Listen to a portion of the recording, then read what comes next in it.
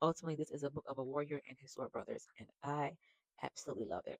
Hey, book talk. So I am so sad. Like sometimes when I finish certain books, when I get to the last page, I just make this disappointing sigh because I'm sad.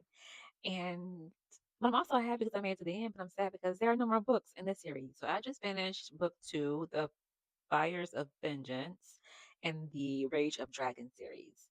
So let's talk about it. So we continue to follow Tall and all of his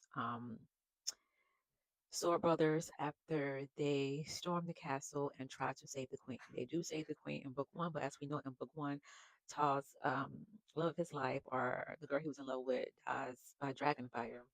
So book two starts with him being appointed Queen's Champion, which is the ultimate title of a warrior, other than, of course, Grand General. Um, but he is still dealing with the classism of it all. So if you guys remember from book one, these people have classes of people. So the very, very bottom are those who don't want to fight, don't really want to be involved with the war, but they are the laborers. Then above that, you have the lessers, which go all the way up from there to the higher nobles, and then ultimately the royals. And so Tall spent the first book pretty much showing us how lessers can be better than nobles. And so in this book, he's dealing with the stigma, like, and it reminds me of everyday life.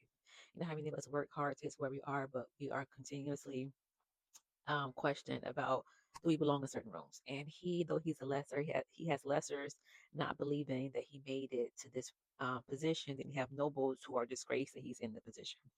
Because remember, any type of classism, where there are a widening gap between the haves and the have-nots, there's going to come a point where the have-nots are going to be frustrated and going to be tired of that lifestyle, and they're going to rebel. And so Tall was the leader of that rebellion, and now he and all his friends hold noble positions in the council of the queen. But anyway, this book continues with the battles, y'all. I mean, battles. From the beginning to the ending, battles. They have fought many, many battles in this time, but I will say there is a growing love interest.